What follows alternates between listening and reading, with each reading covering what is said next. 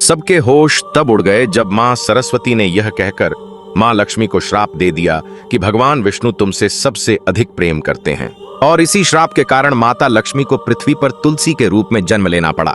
कहानी उस समय की है। वैकुंठ लोक में मां सरस्वती, लक्ष्मी और गंगा देवी में बहस हो गई कि तीनों देवियों में से भगवान विष्णु सबसे ज्यादा प्यार किसको करते हैं, क्योंकि सरस्वती ज्ञान, विद्या और कला की देवी थी, लक्ष्मी धन, वैभव और समृद्धि की देवी और गंगा पवित्रता, शांति और शुद्धता की थी।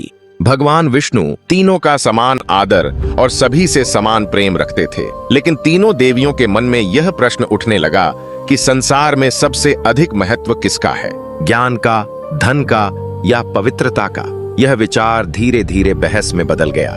नारद मुनि भी वहां पहुंचे और अपने स्वभाव के अनुसार अलग अलग दृष्टिकोण रखकर बहस को और गहरा कर दिया। इसी दौरान मां सरस्वती के मन में एक आशंका जन्म लेने लगी। उन्हें लगा कि भगवान विष्णु का ध्यान अब ज्ञान से अधिक धन और पवित्रता की ओर जा रहा है।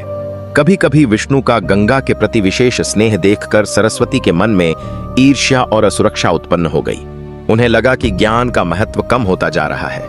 जब सरस्वती ने इस विषय पर मां लक्ष्मी से समर्थन चाहा, तो लक्ष्मी ने किसी का पक्ष नहीं लिया और शांत रहने का प्रयास किया। लेकिन यही शांत रहना ही मां सरस्वती को धोखे जैसी लगी। क्रोध और भावनाओं में बहकर उन्होंने लक्ष्मी को श्राप दे दिया कि तुम वैकुंठ छोड़कर पृथ्वी पर पौधा रूप में जन्म लोगी।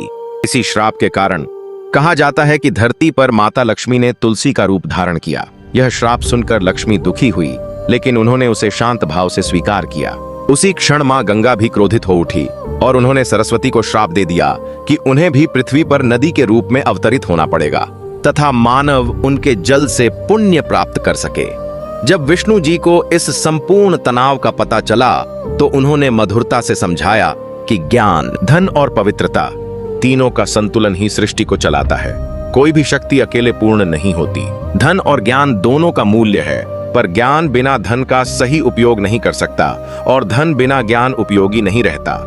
इसीलिए दोनों का संतुलन आवश्यक है। विष्णु ने लक्ष्मी को आश्वासन दिया कि पृथ्वी पर उनका तुलसी अवतार भी अत्यंत पवित्र और पूजनीय होगा, और सरस्वती व गंगा को भी उनके दिव्य उद्देश्य का बोध कराया। अगर आप मानते हैं कि जीवन में ज्ञान, धन और पवित्रता तीनों का संतुलन ही सच्ची सफलता है, तो कमेंट में लिखिए जय श्री हरि विष्णु।